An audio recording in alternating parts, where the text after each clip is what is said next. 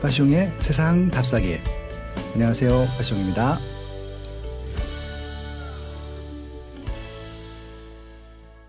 안녕하세요, 빠숑입니다. 네, 오늘은 예, 지난주 월요일 날 예고했던 대로 또 한 분을 모셨습니다. 이분은요, 아마 제가 제일 신뢰하는 데이터를 말씀해 주시는 분이시고요. 또 제일 제가 신뢰하는 블로그를 운영해 주시는 분이고, 제일 신뢰하는 페이스북을 운영해 주시는 분이고요. 네, 또 여의도에서 이분 모르면 간첩입니다. 네, 유진투자증권의 이상우 애널리스트 모셨습니다. 네, 안녕하세요. 예, 안녕하세요. 이상우입니다.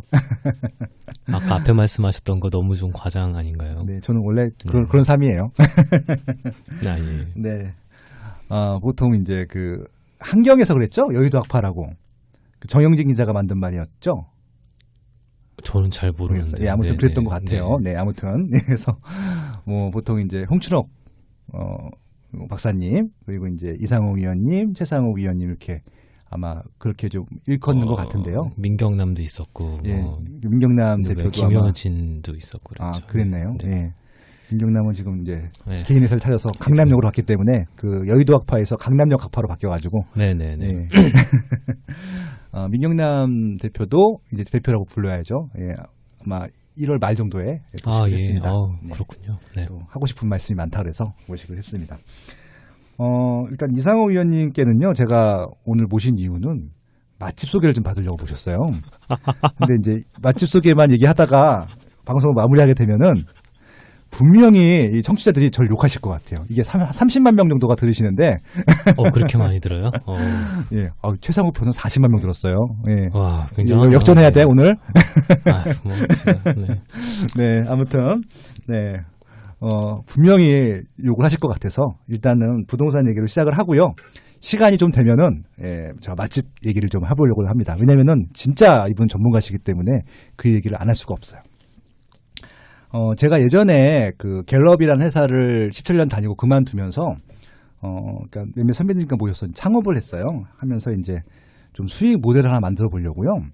부동산 리포트를 한번 쓰려고 했었던 적이 있었어요. 그래서 이제 이걸 주 단위로 만들어서 팔아야 되나, 월 단위로 만들어서 팔아야 되나, 한참 고민을 하던 중에, 유진투자증권에서 부동산 라이프라는 책을 봤어요. 매월 나오는, 예, 그걸 보고, 유료로 팔면 안 되겠구나. 예, 그런 생각을 하게 했던, 예, 그 리포트입니다. 그런 좋은 생각이 있습니다. 벌써 36번째 리포트가 나왔었고요. 그래서 이상우 위원님이 저의 유료 리포트 개혁을 무산시켰던 아주 그런 전력이 있는 분입니다. 12월 버전이 나왔고요. 12월 27일자로 나온 거 가지고, 그거 가지고 한번 기반해서 말씀을 좀 나눠보도록 하겠습니다. 큰 주제는 2018년도 부동산 10대 뉴스 정리였어요. 이거 가지고 일단 좀 얘기를 나눠볼까 하는데 괜찮으시죠? 예, 물론입니다만, 네. 바빠서 주제가 그렇게 된 거고, 사실. 일단은 뭐, 부동산이든 주식이든 아마 지금의 이 시장이, 이 시황이 어떻게 왔는지를 한번 추적을 해봐야지 다음 시황도 예측을 해볼 수 있고 저희도 대응을 할 수 있다라는 차원으로 한번 정리를 해보고자 해요. 그래서 이제 간단하게만 좀 얘기를 좀 나눠보고자 합니다. 일단은 대한민국 부동산 10대 뉴스, 2018년도 10대 뉴스를 정리해 주신 것이요. 첫 번째가 9.13 대책 발표였었고요. 두 번째가 3기 신도시 및 수도권 택지 공급 이슈였었고요. 세 번째가 현대자동차그룹의 삼성동 GBC 수도권 정비위원회 승인이었었고요. 네 번째가 용산 여의도 통합개발, 그리고 다섯 번째가 재건축 안전진단 강화, 여섯 번째가 GTX-A 착공, 일곱 번째가 재건축 초과이익 환수제, 여덟 번째가 고가 아파트 분양 승인 거절, 그다음에 아홉 번째가 재건축 이주 시기 조정, 열 번째가 헬리오시티 입주 파동입니다. 이것들이 다 재밌고 중요한 이슈고요. 제 생각에는 뭐 이 정도 급은 아니라 하더라도 거의 준하는 여러 가지 현상들이 2019년도에도 있을 것 같아서 이거 갖고 나눠보면 2019년도 부동산 시장을 좀 준비할 수 있지 않을까, 그렇게 좀 시작을 해보겠습니다. 이게 순서가 그 중요도 순서인가요? 아니면 뭐 어떤 순서인가요? 예, 맞습니다. 제가 본 중요도 순서입니다. 그런가요? 그러면은 네. 일단은 2018년도 부동산에서는 9.13 대책이 가장 컸던 이슈네요. 예, 최고죠. 예. 네.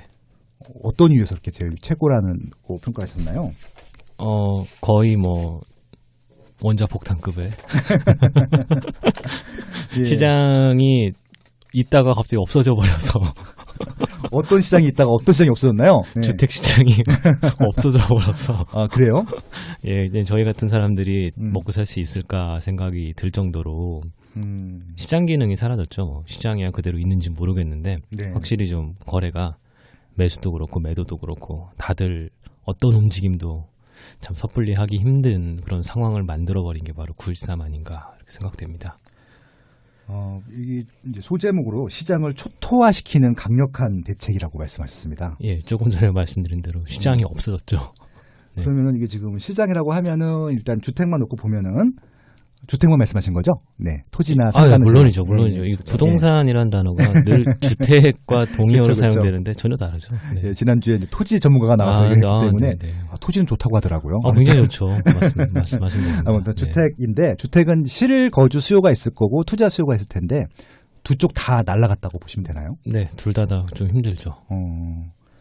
왜냐하면 그러면은- 1주택자들이 예. 움직이기가 좀 힘들어졌으니까 그게 예. 좀 많이 좀 영향이 있다고 보고 있습니다.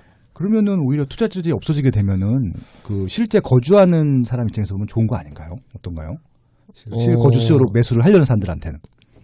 이 실거주자들 입장에서도 누군가가 팔아야 사는 건데 네네. 누군가 팔 사람들이 다 사라져 버렸으니까 말 그대로 시장에는 사는 사자 의견과 팔자 의견이 다 있어야 시장이 되는데 그렇죠. 한쪽만 있으면 시장이 아니잖아요. 네네. 지금 약간 그런 상황이라고 보고 있습니다.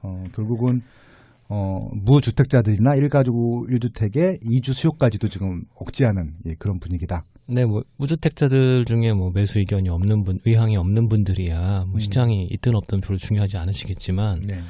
이 시장이라는 게 말 그대로 시장이라는 순 기능이 이제 거래가 이루어지는 공간이잖아요. 네네. 근데 거래가 이루어지는 공간이 없어지면은 실제로 그 시장에 투입되는 그 재화의 소유자나 아니면 매수 의향자나 둘 다 이걸 어떻게 처리를 해야 되는지에 대한 서로서로의 고민이 생기죠. 네. 그래서 그런 것들이 지금 해결이 안 되는 상황이 되어버렸다. 즉 거래가 잘 안 된다는 뜻입니다. 그럼 이제 9.13 체계에서 이제 여러 가지 규제 정책이 많이 나왔는데 가장 강력한 한 방이 뭐였다고 생각하세요? 대출 중에서 이제 주택담보대출이 이제 안 나오게 된 거는 사실 작년도부터이라서 네. 뭐 사실 새로운 건 아닌데 네. 제가 생각하기로는 그 임대사업자 그 신규 등록권에 대한 것들이 얘기가 많이 나오긴 했는데 네. 제가 봤을 때는 그거보다는 1주택자들의 전세자금 대출이 약간 규제가 생긴 것 이게 전 제가 봤을 때 제일 중요하지 않는가라 보고 있습니다. 왜 그렇죠? 예. 연간 가구소득 1억 원, 부부 네. 합산 1억 원 이상인 분들에 있어서는 이제 전세자금 대출이 그 신규가 안 되는데 1억 원이라는 그 가구소득을 생각해 보시면 그냥 둘로 나눠 보시면 연봉 5천만 원짜리 부부라고 생각하시면 쉽잖아요. 그렇죠.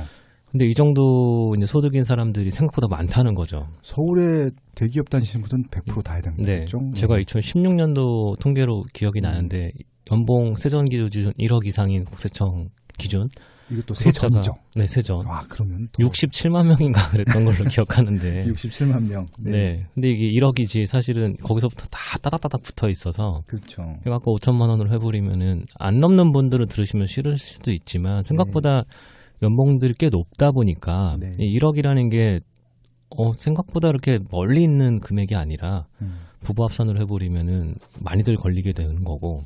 제가 항상 PIR 전도사긴 하지만 네. PIR 요즘에 한 그 평균으로 8배, 뭐 상위 20%로 했을 때 10배 이렇게 해보면은 8억 원짜리, 10억 원짜리 주택 같은 경우들이 그분들한테 해당이 돼버리는 거거든요. 네. 또 그런 집들이 이제 새 아파트들이 이제 거기에 들어가 버리니까 만약에 이제 서울에 집 한 채 있고 신축에 살고 싶어서 이제 들어가서 자기 집도 전세 놓고 자기도 전세하시는 분들 입장에서는 이제 뭐 좀 골치 아파지기 시작을 하는 거죠. 그래서 그런 것들이 제가 봤을 때는 정말 아까 말씀하신 실수요자들의 이주조차도 약간 좀 빡빡해지는 그게 꼭 매수가 아니라 그 전세를 통해서 이사를 가는 경우라 하더라도 약간 좀 껄끄러워졌다 이렇게 보고 있습니다. 아유, 그러네요.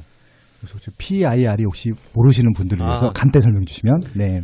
프라이스 인컴 레이시오인데요. 너무 어려운 말 같아 보이지만 가구 소득으로 그 집값을 나누면 몇 배쯤 되느냐라고 하는 간단한 그 숫자가 되겠습니다. 그래서 가구 소득을 몇 년 모으면 집 살 수 있냐 뭐 이런 거죠. 예, 뭐 그렇죠. 뭐 1원도 안 쓰고 뭐 그 얘기가 주로 나오는데 뭐 그렇게 보시면 되겠습니다. 이게 자금 추정, 그러니까 자금 증빙할 때도 이렇게 하더라고요, 보통. 그러니까 10원도 안 쓴 것까지 다 포함을 해주시더라고요. 네, 그렇습니다. 결국은 이 9.13 대책의 영향이 언제까지 갈까요? 뭐 다시 지금도 계속 유지가 되고 있다 보니까 네. 뭐 사실 목요일이잖아요 오늘이 네. 녹음하는 날 목요일 날 항상 그 속보치 나오는 감정원 숫자가 매주 나오는데 네. 뭐 슬슬 맨날 안 된다 빠진다 요즘에 뭐 전문가 70%가 하락한다 뭐 이런 얘기를 나오는 게 힘이 실리고 또 오늘도 아까 회사에서 엘리베이터 보니까 뭐 70%가 집 살 생각 없다 뭐 이런 얘기들 많이 나오더라고요. 그런 것들이 영향을 다 주고 있는 거죠 결국은. 네. 그래서 그런 심리적인 면이 언제까지 갈 거냐인데 네. 뭐 그렇게 오래 갈 것 같진 않아요. 네. 그렇죠. 그 말씀을 듣고 싶었습니다. 네. 뭐 제 생각엔 뭐 네. 1분기를 넘길까 싶은 생각이 아주 많고요. 1분기? 네. 왜냐하면 이게 결국은 사람의 심리가 문제죠, 사실은. 네. 뭐 집값이 오르든 말든 사실 초지일관 내 뜻이 내 주관이 강해서 네. 뭐 집값 같은 거 정도야 움직이든 말든 나랑 상관없다 이렇게 생각하시는 분들이야 끄떡 없는데 대부분 분들은 좀 그런 지표들이 움직이기 시작하면 이제 불안해지죠. 그렇죠. 그런 분들이 불안해질 때가 전세값 올라갈 때 결국은 전세 가격 올라가는 이슈가 제일 중요한 건데 네. 저는 좀 그 1, 2월 달 이슈를 좀 중요하게 보고 있습니다. 왜냐하면 요즘에 헬리오시티 입주 뭐 뒤에 또 맞물리는데 10번인가 똑같죠? 10번에 있죠. 네. 네, 뭐 미리 좀 하시면 네네. 헬리오시티가 2018년도에도 계속 시끄러웠고 연초부터 계속 시끄러워서 상반기 전세 빠지는 이슈에도 영향을 줬고 하반기도 영향이 있다고 그랬고 입주를 한 해 만에까지 갔었는데 어쨌든 입주하고 있지만 요즘 뉴스도 보시면 다 지금 전세값 안 오른다 뭐 이런 얘기들인데 이게 결국은 한 거의 만 세대 가까운 물량들에 대한 공급 부담 2,510세대. 네, 그렇죠. 그런데 그 근처에 뭐 아주 가깝지는 않지만 미성크로바 아파트의 이주가 드디어 결정이 되면서 그렇죠. 1월 달에 하기로 정확한 시기 1, 2월 주는 게 하나인데 기억이 잘 안 납니다만 네네. 이제 영향을 받죠. 그분들이 이제 이사 나가야 되니까 그게 원래 작년부터 초에 나갔어야 됐고 하반기로 미뤄졌었고 그게 그렇죠. 아까 또 이주 시기 조정이라는 그 내용 중에 하나인데 그것들이 이제 진행이 됐을 때 전세가 어떻게 움직일 거냐 제가 봤을 땐 그게 가장 올 상반기 2019년 상반기에는 가장 좀 중요한 이벤트 아닌가 그러면 이렇게 보고 일단은 있습니다. 부동산 관심층 입장에서 보면은 전세 가격의 그런 이제 변동률 보는 것들이 굉장히 의미가 있겠다라고 말씀해 주신 거죠. 그렇죠. 예. 결국은 신축과 중고 이 두 개의 가격 흐름에서 제일 먼저 보셔야 될 게 중고 가격, 그러니까 결국은 전세 가격이거든요. 네. 물론 중고 가격이라고 설명하기는 약간 애매하긴 하지만 네네. 괜찮습니다. 네, 전세 가격이 좀 중요하지 않느냐 이렇게 보고 있습니다. 네. 마지막으로 해주셨던 멘트가 진심으로 중요한 움직임은 바로 1주택자 및 무주택자들의 향후 움직임이다 라고 말씀했습니다. 진심으로 한 멘트는 이런 리포트에서는 제가 좀 잘 보기 힘든 멘트인데 감동받았어요. 저는 좀 네. 리포트에 제 진심을 쓰려고 노력합니다. 그럼 1주택자 및 무주택자들의 향후 움직임을 어떻게 보면 될까요? 조금 전에 말씀드렸던 이제 마음이 흔들릴 거냐 네. 이런 부분들인데 저는 그분들의 마음이 안 흔들리면 네. 제가 지금 보고 있는 것과는 다르게 집값이 안 오를 수도 있다고 봅니다. 근데 저는 좀 움직이지 않을까라고 예상을 하고 있는 것들이고요. 예. 특히 지금 무주택자들 같은 경우는 1주택자와는 다르게 규제 영역이 아닙니다. 그렇죠. 그분들은 집을 사시는 걸 어찌 보면 권장하죠. 권장하는 일이고 신혼 뭐 부부도 사라고 하는 세상이니까 네. 그분들이 사는 거에 대해서는 말 그대로 그 심리적인 영향이 제일 큰 것 같고 1주택자들은 지금 2주택, 3주택 뭐 요즘에 또 공시지가도 많이 오른다고 말도 많은데 그런 분들 입장에서 왜 이 사람들이 꼭 1주택자에서 집을 하나 혹은 두 개 뭐 더 많이 이렇게 살 수밖에 없게 된 거냐 네. 이런 움직임이 발생할 원인에 대해서 좀 고민해 볼 필요가 있죠. 네. 그분들이 왜 그랬을까라고 이제 거슬러 올라가 보면 결국은 그렇게 하지 않으면은 이사를 못 가는구나라고 하는 좀 전에 말씀하셨던 그 실수요자들의 이사 문제랑 맞물려 있지 않는가라고 보고 있습니다. 뭐 또 좋은 쪽으로 가기 위해서 미리 좀 사두는다 뭐 그런 말씀이신가요? 뭐 첫 번째는 그거고 네. 두 번째는 대부분 사람들이 이제 약간 오해도 있긴 하지만 네. 이게 차 살 때도 생각해 보시면은 내가 잘 타던 차 팔고 더 좋은 차 살 때 보시면 내 차도 감가상각돼 있고 그렇죠. 돈도 더 필요하고 그래서 실제 차 사려면 돈이 더 들어가는데 집은 뭐 이건 단위가 더 크니까 준비해야 될 금액들이 더 크잖아요. 네.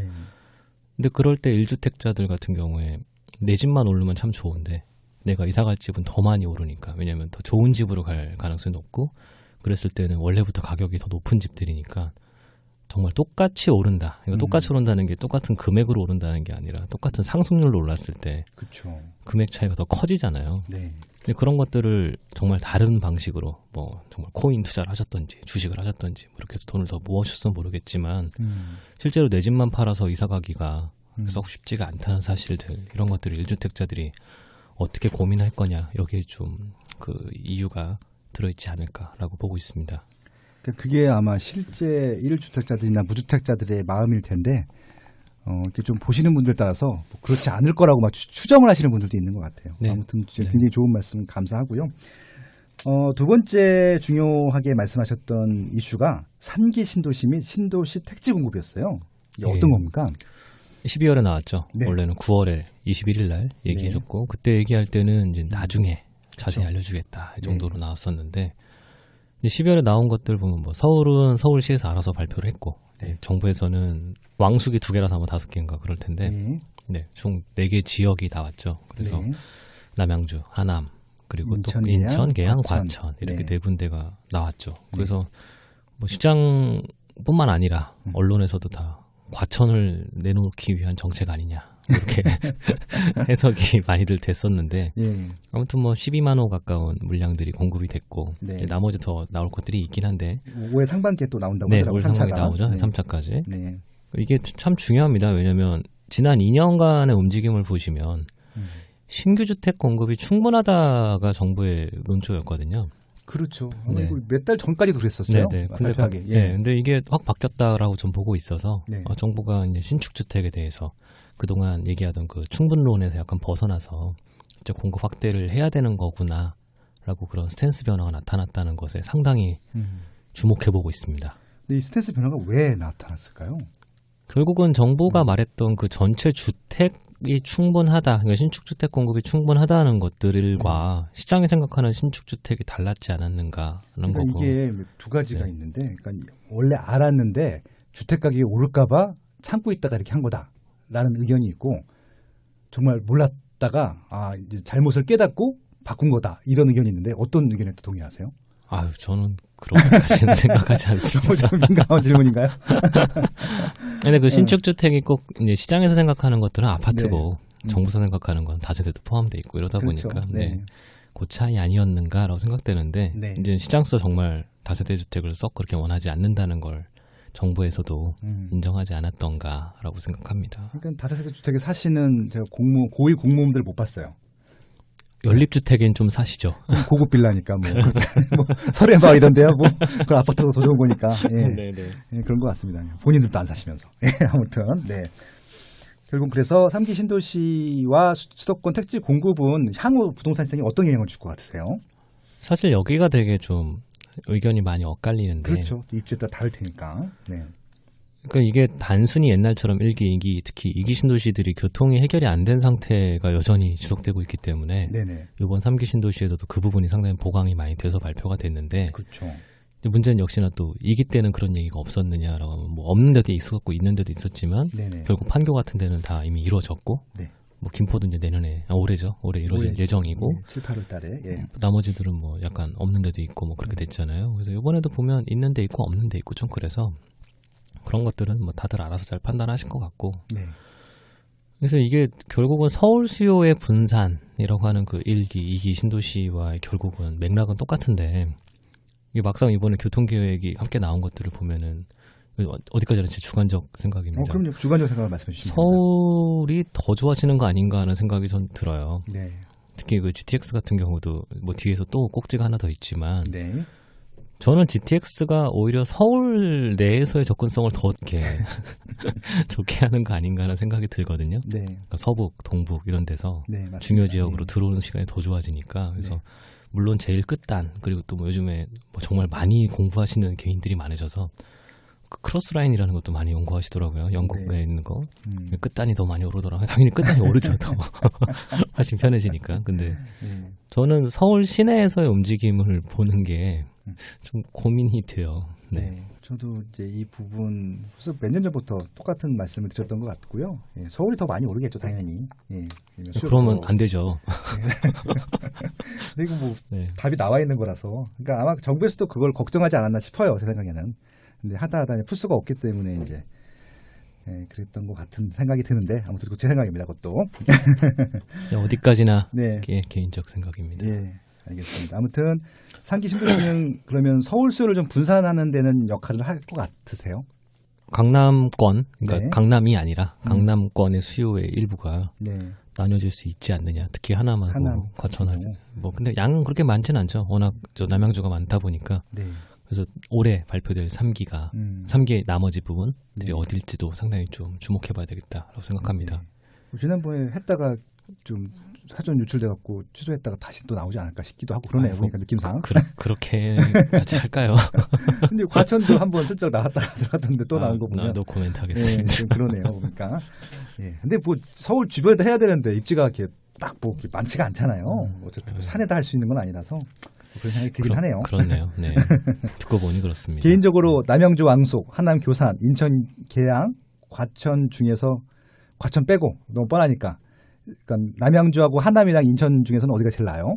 개인적으로 사신다고 하면 거주한다고 하면 제 생각에는 규모 면으로 보면 네. 왕숙이 워낙 크니까 네. 그리고 교통 대책도 5개인가 이렇게 붙어 있거든요. 네네. 실현만 된다면야 네. 왕숙이 제일 좋겠죠. 네. 이 GTX B가 되겠죠? 모르겠습니다. 예. 근데 진심으로 모르겠습니다. 예타 조속, 면제가 아니라 예타를 2019년도까지 완료를 추진하겠다는데 완료를 추진하는 무슨 말인지 잘 모르겠어요. 국어가 그런 말이 완료를 추진하는 게 잘 모르겠습니다. 제가 문과가 아니고 이과라 네. 잘 모릅니다. 이렇게 빠져나가시네 또. 저는 문과인데도 잘 모르겠더라고요. 예타 완료를 추진하는 게 저도 무슨 말인지 생각이 처음 보는 말이어가지고 보고서 좀 재밌어서 했던 기억이 납니다. 근데 아무튼 이런 3기 신도시도 결국은 2021년부터 이제 뭐 실제로 시작을 하는 것들이잖아요. 예, 그렇습니다. 그러면 이번 정권의 임기가 2022년까지인가요? 저 생각을 안 해봤네요. 예, 그렇잖아요. 네. 그러면 이게 정권 내에는 무조건 안 되고 아마 입주하는 것도 못 볼 것 같은데 이게 엄마리 추진이 안 될 수도 있겠죠? 정권이 바뀌게 되면? 설마요. 네, 그런가요? 네. 알겠습니다. 저는 정부 정책은 언제나 진행된다고 봅니다. 네, 네. 알겠습니다. 아무튼 3기 신도시에 대한 영향력은 그렇게 좀 정리해보도록 하겠고요. 그러면 이제 걱정되는 게 3기 신도시 주변에 있는 기존 아파트들은 어떻게 되는 거예요? 그 부분들이 많이들 예. 옆에 분들, 특히 2기 신도시 분들이죠. 예. 그것도 한번 잘 생각해봐야 될 것 같아요. 예. 왜냐하면 2기 신도시가 결국은 교통이 해결이 안 됐던 게 가장 큰 약점이었는데 그렇죠. 어찌 보면은 이 덕분에 해결이 될 수도 있거든요. 그렇죠. 네, 저는 그래서 이게 지금 사실은 답이 다 나와 있는데 네네. 한번 잘 그려보시면 그렇죠. 거점 지역에 환승이 다 되면서 이게 그 급행 철도가 노역이 되고 이런 것들이 이게 결국 그 중심 지역들까지 접근성을 높여줬고 거기까지만 이제 약간 지선 같은 것들로만 연결만 되면 웬만하면 다 좋아지는 거죠. 물론 다 하면. 네네. 그래서 이게 결국은 주변 지역들도 이 어찌 보면은 그 집적의 효과라는 예. 걸로 해서 더 커지게 되고 일단 특히 또 남양주 쪽이 좀 시끄럽긴 하지만 네네. 갈매든 아니면 뭐 다산이든 간에 결국은 그런 것들이 다 힘을 좀 다 같이 받지 않을까. 물론 제가 전제하는 것들은 다 하면이라면 하면이면 하면이라는 말씀을 비가 드리고 들어와야 있습니다. 되고 뭐 네. 별내선도 들어 네, 별내선도 연장되고 되고 뭐 있으니까. 하면입니다. 하면 네. 되겠습니다. 그리고 제가 좀 의외였던 게 저는 개인적으로 이 이슈가 또 주요하게 생각했지만 다른 전문가분들은 거의 언급을 안 해주셨던 거였거든요. 현대자동차그룹 삼성동 GBC가 3위였어요. 아니, 저 이거 굉장히 중요하게 봅니다. 네, 저도 굉장히 중요하다고 생각을 했는데 네. 이게 어떤 의미가 있나요? 민간이 땅을 정부 관계 기업에게 샀고 그렇죠. 허가가 계속 안 나오는 희한한 상황이 벌어졌었어서 네네. 이거 사실 제 돈이었으면 가만히 있었겠습니까 다들 10조를 넘게 쓴 돈이었는데 이게 이자만 해도 이게 얼마였을까요? 이게 말 그대로 파는 사람이 어찌 보면 해결을 해줬어야 되는 거 아니냐. 2014년도에 매도를 한 거니까 네, 거의 5년. 네, 일종의 한 40년 된 주택을 하나 땅 보고 샀는데 네. 집을 못 부수게 하고 은행만 좋은 일을 시킨 거 아니냐 이런 얘기도 있었어요. 네, 그래서 좀 당황했죠. 사실 이렇게 되면 문제가 앞으로 나올 땅들을 살 사람들이 그렇죠. 부담스럽죠. 네, 뭐 유엔사 부지도 그렇고 뭐 하긴 하지만 거기도 네. MBC도 하긴 하지만 네. 뭐 캠프킴도 그렇고 앞으로 나올 것들은 네. 그런 수성도 부지도 있고. 수성보도 이게 퉁퉁 나오는 것들이 잘 풀려야 되는데 네. 8대랑 진행이 안 되는 거를 이렇게 장기간 보다 보니까 생각보다 서울 시내 이런 대형 시행 사업들이 쉽지가 않겠다. 특히 이번 거는 거의 뭐 단군일의 최대 사업 아니겠습니까? 거의 민간에서 20조 원 가까이 돈을 쓰는 건데. 땅값만 10조가 넘었어요. 예. 처음 봤어요. 10조. 예. 이건 사실 국책 사업으로도 이렇게 큰 사업이 잘 없잖아요. 그렇죠. 그래서 이것이 이렇게 오래 끌 것이었나 생각이 좀 들었는데 저는 이게 왜 또 집값하고 연결되는 해석이 나왔는지도 되게 말이 좀 안 되는 것 같고. 네. 그래서 결국은 지금 삼성동 가보시면은 대형 전광판도 달려있고 코엑스에 보시면 네. 말 그대로 정말 중심상업 지역으로서의 기능이 부여가 되어야 되는 지역인데 여기다 또 환승도 7개인가요? 하도 많아가지고 제가 기억을 잘 못하는데 다 해서 예. 삼성동 지나가는 게 9개예요. 9개. 예, 그 정도 되죠. 직접 연결이 예, 엄청 많죠. 예, 그래서 예. 영동대로 지하화랑 이게 좀 많이 큰 일인데 광역 환승 거기에 센터도 결국은 있고. 활용점정인 게 이제 100층 건물. 100층 그 자체가 중요한 게 아니라 그렇죠. 민간에서 그 24,000평짜리 땅에다가 정말 뭔가 대대적으로 개발을 한번 하겠다. 저희 사실 한 번도 못 봤거든요. 이런 것들 본 게 유일하게 80년대 롯데가 잠실에다 개발한 것밖에 없어요. 그렇죠. 이렇게 서울에서도. 큰 건물을 하는 네. 것들은. 그래서 이런 것들을 왜 이렇게 끌어야 됐어야 했던가. 그래서 저는 이게 어찌됐건 간에 결과적으로 아직 뭐 다 끝난 건 아니지만 조건부 승인이긴 했지만 이게 어떻게 됐건 작년 말에 좀 잘 그것도 후다닥닥닥 연말에 네. 흘러나갔던 거는 역시나 또 약간 좀 그런 스탠스 전환이 아니었던가 네. 이렇게 좀 보고 있습니다. 그렇죠. 예. 그러니까 저희가 2년 전, 그때 3년 전부터 계속 얘기했던 거였잖아요. 이게 저는 의미가 있는 게 이게 굉장히 일자리잖아요. 양질의 일자리. 저는 일자리 늘리는 건 무조건 찬성이거든요. 어느 입지든지 간에. 근데 지금 문재인 정부 공약 1순위가 일자리 창출이었던 걸로 알고 있는데 점점 줄어들고 있잖아요. 근데 이거 한 방으로 3만 명이 근무해요. 건물 하나에만. 그리고 특히나 지금 위치를 한번 생각해 보시면 네. 그 하나로마트 옆에 있는 양재동보다 네. 여길로 만약 GTX에 이만 착공했지만 그쵸. 그것만 연결해도 현대차 직원 입장에서 고향에 살아도 되는 거잖아요. 파주에 살아도 되는 거고. 저도 제 클라이언트 사여가지고 가끔 가는데 네. 거긴 택시에 안 타면 갈 수 있는 그러니까요. 방법이 없어. 네. 저도 거기 종종 가는데 네. 불편해요, 상당히. 그래서 네. 그런 원래 거 전철 계획이 있었던 거죠, 거기도. 있었습니까?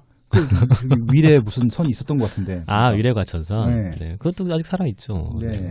그래서 좀 그게 되게 중요한 것 같아요. 그래서 네. 그 삼성역이라는데 아까 말씀하셨던 빠숑님 말씀한 9개 정도가 환승이 되고 거기에 이제 그런 업무 기능이 들어왔을 때 네. 정말 일반인들이 상당히 편리하게 생활할 수 있겠다. 사실 이거는 일본만 가보시면은 네. 다 이렇게 돼 있기 때문에 오히려 그렇죠. 우리나라가 네. 더 이상한 겁니다. 네네. 일본의 최고 입지의 빌딩은 역사에 있는 빌딩이 제일 비싸거든요. 임대료가. 네. 왜냐면 누구나 비 안 맞고 왔다 갔다. 그렇죠, 그렇죠. 24시간 놀 수 있고, 그래서 일도 할 수 있고. 네, 그래서 JR이라고 하는 그 일본 네. 민영철도 2년 출동. 그 주요 역사마다 다 재개발해가지고 거기다 빌딩 다 올려놨잖아요. 네. 다 임대료 거기 공실률도 굉장히 낮거든요. 근데 우리나라는 역사들이 다 엉뚱한 데 있잖아요. 서울역만 보셔도 네. 수서역만 보셔도 네. 그게 처음으로 전 도심에 역사가 들어오는 그런 역할도 상당히 중요하다라고 봅니다. 그러니까 뭐 수서 진짜 말씀해 주셨는데 수서동에 계신 분들한테 좀 그렇지만 수서동이 좀 이렇게 핵심 그 교통망은 아니잖아요. 근데 그냥 SRT 들어가고 뭐 이렇게 만들다 보니까 지금 개발이 되는데 할 거면 좀 개발해 주던가. 지금 또 아무것도 없어서 연계망도 없고 좀 한쪽이 좀 치우쳐져 있어서 강남에서도 좀 저쪽 밑이어서 네, 그런 아쉬움이 있었는데 아무튼 요 삼성동 GBC가 개발되게 되면은 광역 환승센터라든지 저는 가장 기대하는 게 일자리거든요. 이게 한 건물에 3만 명이면 협력업체까지 다 왔다 갔다 하게 되면 10만 명 이상이 이 건물을 하루에 왔다 갔다 하는 것이기 때문에 그게 다 일자리고 부가가치고 이적 상업시설 활성화하는 데도 도움이 될 거라고 생각을 하고 있거든요. 그래서 맞습니다. 네, 저는 뭐 그러니까 이 삼성동의 집값을 올리는 게 어차피 여기는 업무지구라서 집도 상관없거든요. 여기에 출퇴근하시는 분들이나 일을 보시러 오는 분들한테는 굉장히 큰 호재가 될 것 같다. 뭐 그런 생각이 드네요. 네. 그 주변 상가들도 보시면 상당히 낙후돼 있는데 예. 이번 일로 인해서 다 같이 좀 지역 그 뭐라 그러죠? 공동화 같은 모습은 그렇죠, 아니었지만 도심재생 같은 느낌도 좀 들 수 있죠. 그리고 그 종합운동장 부지까지 다 같이 가는 건가요, 여러분? 그건 서울시 계획이죠. 네, 그건 또 네. 따로 가는 거죠. 근데 같이 하는 걸로 알고 있는데요. 네, 세택하고 다. 엄청난 진짜 대한민국 역사로 가장 큰 업무 시설 개발하는 것 같은데요. 그렇죠. 송파구 분들은 지금 그 운동장 리모델링에 네. 관심이 많으십니다. 제 지인이 여기 엘스 사는데 야구장 옮겨달라고 매일 민원을 고 있어요. 근데 되게 좋아하더라고. 야구장이 앞쪽으로 온다고 해서. 아무튼 갑자기 생각나네요. 네. 아, 예. 네 번째 이슈로서 박원순 시장의 용산 여의도 통합 통개발 계획이 있었습니다. 이건 어떤 의미인가요? 저는 약간 균형 개발 관점에서 보고 있는데요. 네네. 삼성동은 말 그대로 민간 자금이 들어왔죠. 네. 그 사실은 용산도 민간 자금으로 될 뻔했었죠. 네네. 잘 안 되긴 했지만. 예. 그래서 이게 한번 사실 하려다가 안 된 애들이 되게 잘 안 됩니다. 그렇죠. 왜냐면 이게 피 흘린 사람이 너무 많고 네. 그러면 이게 그 상처가 봉합되기 전까지 쉽지가 않은데 아무튼 그 용산이라는 데 어쨌든 서울시에서 관심이 있다. 그런 것들 얘기를 해주셨다는 거. 그리고 네. 또 사실 다들 이게 섬이라서 잊고 있는지 모르시겠지만 여의도가 제일 낡았거든요. 서울에서. 40년이 넘었으니까. 네. 그렇죠. 시범 아파트가 71년도인가 그런데 네네. 저는 뭐 매일같이 보고 있어서 음. 야, 이 집들은 왜 이렇게 낡았는데 아무도 말을 하지 않느냐 싶을 정도로 노후도가 심각한데 이 서울에서 거의 처음으로 신시가지죠. 네. 신시가지급으로 개발됐던 여의도의 뭔가 개발 네. 그리고 또 용산 이게 좀 슬픔이 있는 그런 두 군데의 개발을 서울시에서 언급을 했다는 것에 상당히 좀 주목을 해보고 있습니다. 네. 근데 이제 그게 좀 약간 시기적으로 이게 여름에 원래 좀 안 올라야 되는데 어떻게 또 희한하게 작년에 여름에 좀 많이 올랐는데 그때는 좀 맞물려가지고 갑자기 개발 그 계획 자체가 약간 좀 다 무기한 연기가 됐고 사실은 지구 단위 계획으로 묶였죠. 근데 저는 이제 여의도도 마찬가지고 이게 뭐 주거이긴 한데 여긴 상업 지역이 많잖아요. 예, 그다음에 또 많아지고 있죠. 예, 네. 여의도도 그렇고 용산도 그렇고요. 네. 이게 기본적으로 주거 메인 지역들이 아니어서 상업시설로 개발하게 되면은 이것도 일자리잖아요. 솔직히 말씀드리면. 그래서 저는 굉장히 좋은 계획인데 그냥 모든 걸 다 집값 올라가는 거랑 연관시키니까 할 수 있는 게 하나도 없는 것 같아요. 뭐 하려고 그러면 집값 오른다는 그러니까. 그래서 좀 개인적으로 좋았었거든요. 용산이라든지 여의도 같은 경우는 서울 가운데 있어서 관광지로서도 굉장히 의미가 있다라고 봐요. 저희도 뭐 도쿄나 뉴욕이나 이런 데 가면은 그냥 그런 건물만 봐도 좋잖아요. 그래서 그렇게 좀 멋있게 개발했으면 좋겠다는 생각을 하고 있었는데 용산이나 여의도가 딱이거든요. 위치가 바로 또 마주보고 있고. 저는 막 그 용산에서 여의도까지 케이블카 연결해가지고 한강도 보고 백층짜리 빌딩도 보고 이랬으면 좋겠거든요. 그렇게 좀 같이 통합 개발했으면 좋겠다는 생각을 하고 있는데 그냥 모든 걸 다 집값으로 다 그러니까 여기 용산이나 여의도 같은 경우는 제가 봤을 때 업무지구인데 그냥 어떻게 보면 좀 부가가치를 만들 수 있는 방향으로 좀 했으면 합니다. 이건 좀 정치적인 결단이 필요할 것 같아요. 네. 근데 사실은 경제가 발전하고 개개인 소득이 증가하면 집값은 오르게 돼 있어서 그리고 이제 지금 집값이 조정되는 이유 중에 하나는 저는 그 뭐 정책의 영향이라기보다는 많이 올라서라고 생각하거든요. 예. 결국은 더 빨리 오르게 해가지고 지금 조정이 되는 것들이잖아요. 그래서 아무튼 좀 그렇습니다.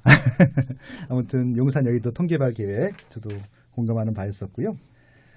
재건축 안전지단 강화 리모델링 시장 이거 좀 길게 설명해 주셨는데 여기서 뭐 어떤 의견 더 보태주고 싶나요? 사실 저게 제가 2019년도 이 서울 주택시장, 네. 전국 주택시장의 가격뷰를 결정하는 좀 중요한 팩터 아닌가라고 저는 생각해요. 사실 언론에 잘 안 나옵니다만 지금 가장 높은 상승률을 예상하셨죠? 네, 예, 8%. 8.4%. 그러니까 네. 그거에 가장 큰 영향을 줬다는 말씀이신 거죠? 두 번째 근거예요. 첫 번째는 뭐예요? 그럼? 첫 번째 소득 증가. 소득 증가. 오케이. 네. 예, 알겠습니다. 예, 두 번째. 예. 네, 소득 증가 맨날 제가 아까 PIR 때문에 예, 소득 그건 뭐 얘기하니까. 당연하고, 네, 예. 그래서 이게 언론에 많이 안 나오는데 네. 이 작년에 2월달에 안전진단 기준이 강화가 됐죠. 재건축에 대해서. 그래서 이제는 뭐 D등급, 그러니까 조건부 던 아니 2등급이던 이런 거 받기가 좀 쉽지가 않은데 안전진단 안 받은 단지 같은 경우는 근데 오히려 이렇게 기준이 강화돼 버리면 거꾸로 리모델링 하기가 쉬워지거든요. 네. 안전진단 C 같은 경우는 이제 수평, B 같은 경우는 수직. 사실 결정 안 됐죠. 네. 네. 그래서 아무튼 뭐 그런 이슈들이 있잖아요. 그렇죠, 있죠. 예. 그러니까 이게 어찌 보면은 약간 이렇게 상충되는 얘기를 동시에 해야 되는 건데 그렇죠. 둘 다 정비 사업이라고 볼 수 있는 그런 개념의 것들을 이렇게 가면은 이렇게 되고 저렇게 가면 저렇게 되는 그런 좀 우스운 상황이 돼버렸어요. 네. 그래서 그리고 리모델링은 특히나 15년 차 이상이고 재건축은 30년 이상이고 이런 상황에서 지금 제가 느끼는 이 주거 문제는 이 15년 차에서 30년 차 된 주택 그 사이에서 발생을 하지 15년 이하와 30년 이상에서는 별 불만들이 없으시거든요. 그렇죠. 15년 차 미만은 새 아파트고 네네. 30년 이상은 그냥 그러냐고 하는 네, 거죠. 뭐. 곧 부술 거니까. 네. 네. 그래서 특히 20년 차에서 25년 차 사이 집들 사시는 분들은 네. 지금 뭐 말도 못하고 솔직히 네. 그냥 살고 있는 거지 사실은 만족해서 사는 분들은 아니라고 저는 봅니다. 아무리 수리를 하더라도. 아 진짜 그 네. 주차장 문제 때문에 정말 심각해요. 저도 아침에 차 핸들 만질 때 너무 싫어요. 차가워서. 저도 지하에 좀 세우고 진짜 싶어요. 그 현대자동차 님들도요, 저 그 핸들에다 좀 열선 좀 넣어주세요. 그 김민규라고 있는데 4천만 원짜리 사는데 거기도 열선 안 들어간다고 막 뭐라고 하더라고요. 아, 샀어요? 샀다고 하더라고요. 아, 예. 네. 그래서 이게 결국은 리모델링이 사실은 저는 리모델링을 계속 선호하지는 않습니다. 왜냐하면 어쨌든 리모델링이라는 것도 많이들 잘못 알고 계시는 것처럼 네. 살면서 하는 건 줄 아시는 분들이 되게 많으신데 살면서 네. 그게 아니고 결국은 다 비우고 골조만 두고 나머지 다 새로 하는 건데. 아니 기간만 짧을 뿐이 재건축이랑 똑같죠. 뭐. 네, 그 앞에 인허가 시간이 약간 짧다지 사실은 공기 자체는 더 길 수도 있어요. 그렇죠. 네. 그리고 몇몇 단지 이미 해놓은 데들 보시면 이게 그 추가 분담금이 증액된 데도 생각보다 많거든요. 하다 보니까. 그렇죠. 거기는 공짜로 한 데는 거의 없는 그렇죠. 것 같은데. 네, 무료는 안 되죠. 왜냐하면 1대1 재건축에 거의 가깝게 그렇죠. 호수가 안 늘어났으니까 예. 지금까지. 그래서 수직하면은 이제 수직 건축하게 됐을 때 이제 증분을 분양하면 조금 줄고 하긴 하는데 네. 리모델링 시장에 지금 들어올 수 있는 집들이 넘쳐나는 상황이고 여기가 좀 제일 불만이고 네. 거기다가 제가 생각하기로 고 연차에 들어간 집들 중에 제일 무서운 게 이제 대형 주상복합들이거든요. 그렇죠. 네, 거기가 지금 다 연한이 다 됐거든요. 그러네요. 타워팰리스 2002년도 입주했거든요. 1차부터. 2, 3, 벌써 4. 그렇게 됐네요. 야, 16년 차예요. 타워팰리스 안 낡아 보이지만 네. 그 옆에 아크로빌은 벌써 더 됐어요. 아크로빌자는 다 오래됐죠. 네. 그래서 이게 네. 돼버리면 좀 상당히 파괴력이 있을 것 같고 네. 특히 이제 올해 뭐 뉴스에도 그제 1월 1일 나왔지만 이촌동 한강맨션 아파트 같은 경우는 지금 네. 뭐 진행이 생각보다 빠르고 거기는 별도 동을 아예 새로 만든다고 네네, 하더라고요. 거긴 네. 떨이 좀 많으니까요. 네. 그리고 작년에 9월인가요? 그 청담건영 아파트를 네네. GS건설에서 수주할 때 저희가 듣도 보도 못한 평당 건설비로 공사비로 수주가 됐거든요. 이거 조합하고 얼마였죠, 이게? 687만 원인가 그랬거든요. 뭐 대리석 이런 걸로 막 다 도배를 할 건가? 왜 이렇게 비싸지? 조감도만 하나 봤는데 예. 멋있긴 하더라고요. 멋있네요. 예. 그래서 이런 것들이 결국은 돈은 돈대로 쓰고 네. 근데 이렇게 좀 되는데 뭐 어쩔 수 없으니까 그렇게 하는 거지만 네. 그 니즈가 서로 다 맞을 것 같아요. 건설사들도 그 공사비면 한번 해볼 만하고 대형 그렇죠. 건설사 입장에서도 조합에서도 뭐 그 정도는 낼 수 있겠다 생각이 드시면 하는 거고 그렇게 된다면 막상 지금 재건축 연한 특히 재건축에 대해서 규제가 들어가는 상황이 그냥 리모델링으로 다 돌아가게 하는 거 아니냐. 그러면 저는 그냥 약간 자원 낭비인 것 같아요. 그냥 부수고 새로 지면 되는 일을 네. 이렇게 복잡하게 돌아가야 되느냐는 생각이 좀 있어서 아무튼 요거는 2019년도 좀 상당히 중요 이벤트라고 보고 있고 네. 작년에 서울형 그 리모델링 사업 7개 단지 지정됐는데 거기에 남산타운 들어간 거 상당히 좀 중요하게 보고 있거든요. 네네. 남산타운도 2002년도 입주라서 그렇죠. 거기도 얼마 안 됐어요. 그리고 그때 같이 신청한 단지들 보시면 잠원동 롯데캐슬 갤럭시나 뭐 저기서 삼성동 3부나 이런 애들 보면 다 2000년 초반 단지들이었거든요. 네네. 그러니까 막상 지금 사람들이 생각하는 것과 달리 사람들이라는 건 어디까지나 정책 관련된 분들인데 실제 민간에서는 아까 말씀 20에서 25년 차 혹은 좀 15에서 20년 차 주택들도 마음에 너무 안 든다는 게 지금 시장의 공통된 의견 아닌가라고 생각이 됩니다. 네. 그럼 결국은 이제 이런 수요는 많은데 지금 공급이 없기 때문에 내년에는 아마 이제 이런 좀 사람들이 선호하는 주택 위주로 좀 가격이 올라갈 거다. 뭐 그런 얘기인가요? 그래서 이게 결국은 재건축 연한 된 애들이 점점점 많아지고 있고 네.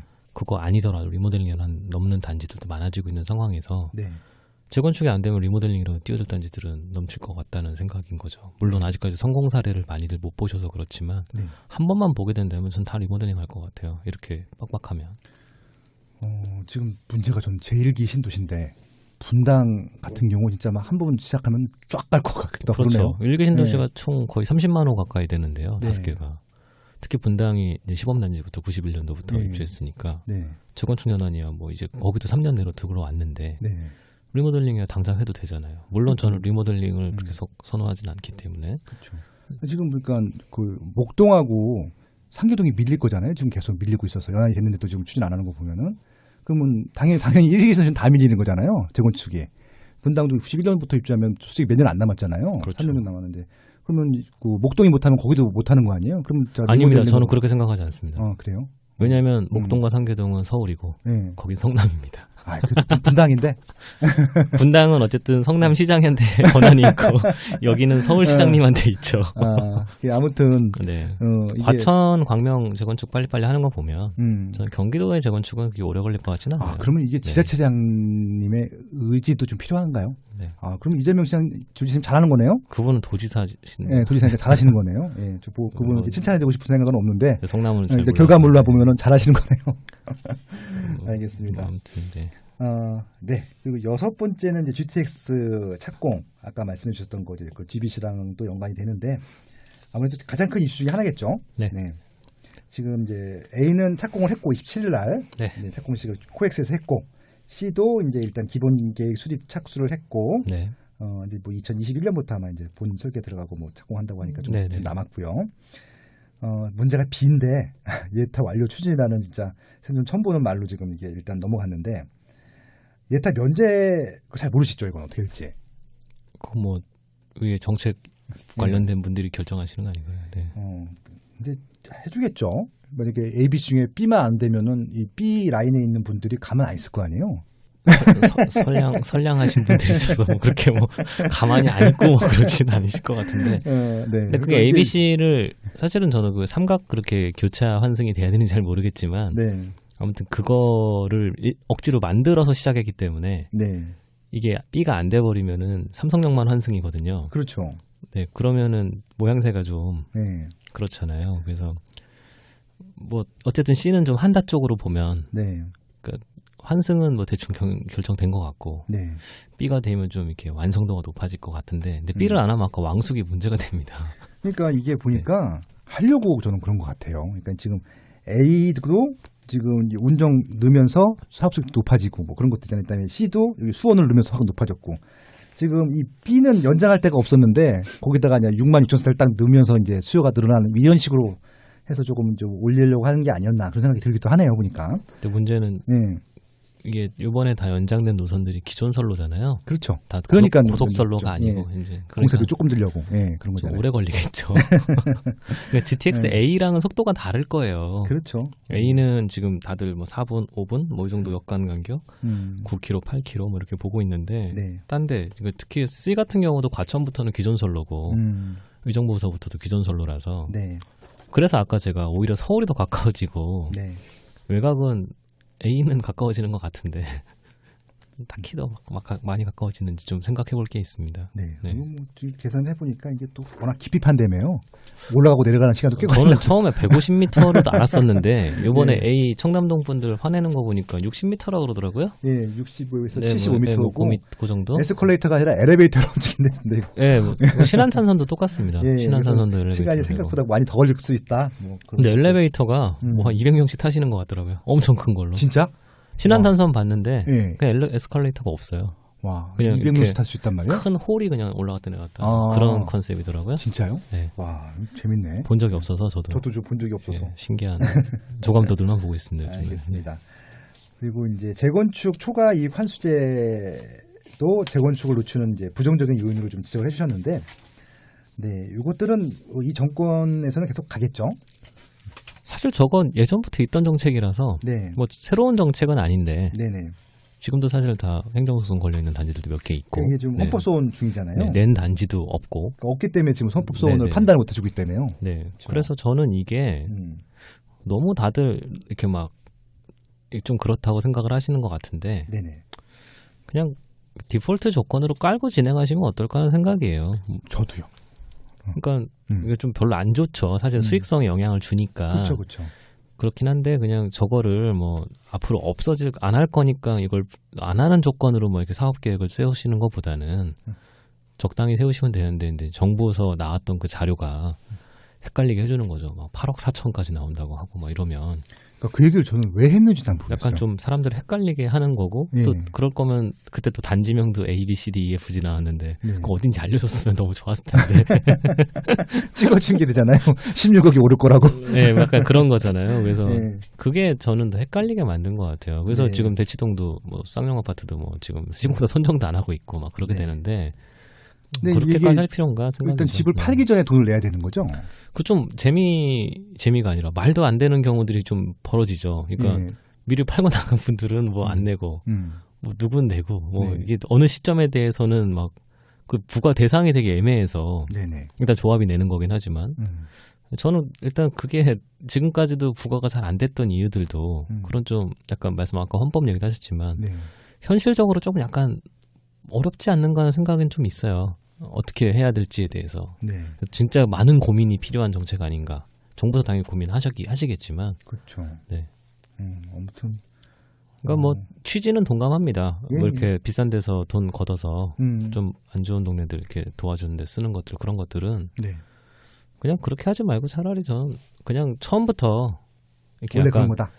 뭐랄까요 라이트이 있어서 권리가 있어서 네네. 권리를 사는 식으로 해서 이렇게 하면 얼마인데 이거 내면 이만큼 해주겠다. 네. 미국 같은 식으로 네. 그게 좀 더 서로 명쾌하지 않나 생각돼요. 아까처럼 그렇게 막 불명확하게 그리고 뭐 부산 같으면은 뭐 안 나오고 뭐 대구 같으면 0이고 뭐 서울 강남은 뭐 얼마고 뭐 이런 것들이 좀 명쾌했으면 좋겠어요. 네. 기준이 좀 애매하다. 네. 알겠습니다. 근데 아무튼 이것들 때문에 재건축이 조금 늦는 이유도 있는 것들이죠. 예, 요즘 시공사선정 단계를 못 가니까요. 이게 돼야 뭐 사업 시행인가로 신청이라도 할 텐데. 때문에 지금 뭐 그 압구정 현대아파트 같은 경우는 1대1로 근데 뭐 지금 그것도 뭐 또 몰라요. 뭐 아무튼 스카이 브릿지도 뭐 네. 이게 뭐 위화감 조성 시설? 네, 네. 아무튼 그렇습니다. 네. 그리고 이제 여덟 번째로 이제 고가 아파트 분양승인 거절로 해서 라이너 한남 외인 아파트에서 임대 전원 아파트 방식이 재생성했다라고 말씀하셨는데 저도 이것도 되게 넌센스인 것 같아요. 저게 근데 저는 이게 결국 누구가 손해인 건지를 잘 생각해 보면 예. 시행사 손해 아닌가라는 생각밖에 안 드는데요. 예. 이게 뭐 이런 저렴한 임대주택이 아니다 보니까 그렇죠. 이게 집이 비싼데 세금 혜택이 너무 커져버려서 4년 동안 안 내는 네. 돈이 꽤 많고 네네. 이게 뭐 왜 한 건지라는 생각이 약간 들어요. 그리고 그냥 결국은 개발업자만 머리 아픈 거죠. 뭐 결국은 이 땅도 비싸게 샀는데. 근데 참 이해가 안 가는 게 이게 선분양으로 하게 되면은 허구 규정을 충족시켜야 되고 후분양을 하거나 이거 나중에 임대해서 전원을 하게 되면 안 지켜서 이게 뭔지 모르겠어요 저는. 그러니까 뭐 4년간의 자금력이 있으면 이게 조사한 못 산다 결국은. 사업성만 결국은 악화되는 거 아니냐는 네. 생각이라서 아까 말씀드린 그 세금도 다 보유세도 어쨌든 그 임대 기간 중에는 업체가 내야 되고. 네, 그렇죠. 소유권이 그쪽에 있으니까. 그래서 어찌 보면은 저런 후분양 같은 경우들을 저희가 본 게 몇 개 없잖아요. 한남더힐이랑 이런 경우밖에 없잖아요. 그렇죠. 근데 그게 다 한두 푼 하는 집들이 아니고 상당히 고가 아파트들이잖아요. 예. 그분들만 수혜 본 거 아닌가라는 생각이 들어요. 거꾸로. 그래서 결국은 세금이라도 네. 많이 걷긴 한 건가요 나라에서 그러면 이렇게 함으로써? 잘 모르겠습니다. 네. 아무튼. 그래서 저게 뭐 꼭 거기에만 해당되는 게 아니라 네. 이미 뭐 지금 내년 올해면 입주인데 DH 하늘즈 개포 3단지 할 때만 해도 뭐 네. 5번인가 뭐 다시 뭐 모르고 어쩌고 해서 개포 갤럽스 때 그 수조사를 해서 하는데 뭐 분양가를 뭐 네. 플래시티지에서 9.9%인가 올려서 했던 걸로 기억하는데 그래서 막 그 네. 분양가 수조사를 하는데 네네. 다음 주에 분양한다고 빨리 결과 내려놨더니 분양을 안 한다는 거야. 그래서 한 3번을 계속. 그렇죠. 몇 번 미뤄졌죠. 그래서 저만 계속 밤새서 일했던 기억이 나갖고 DH 아너리스는 그런 추억이 있습니다. 그래서 이 분양가 규제가 결국은 시장에서 프리미엄이 형성되고 이게 정말 지금 안 되지만 네.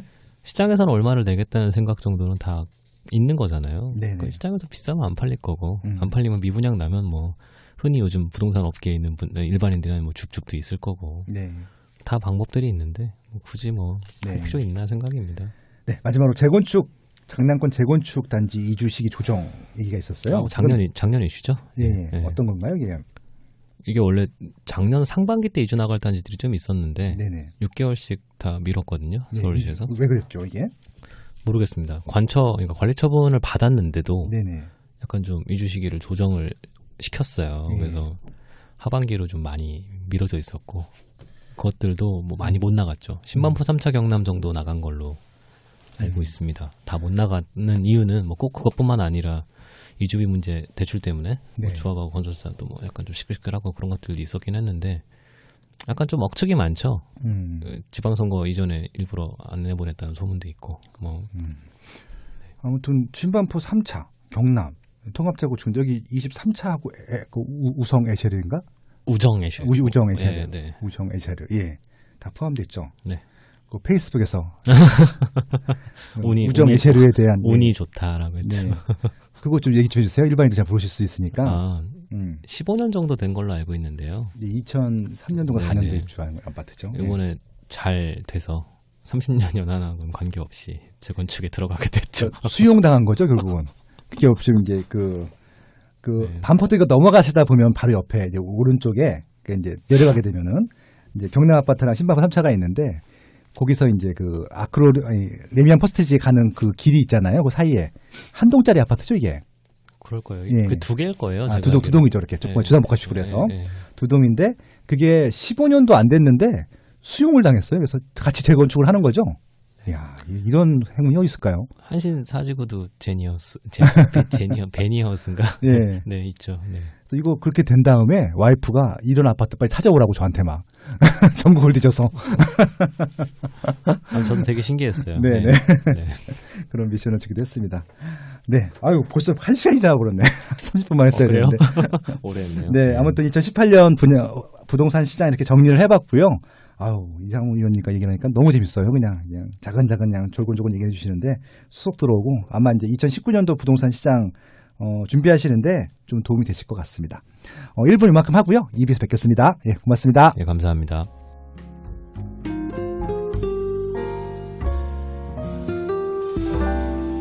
나숑의 세상 답사기.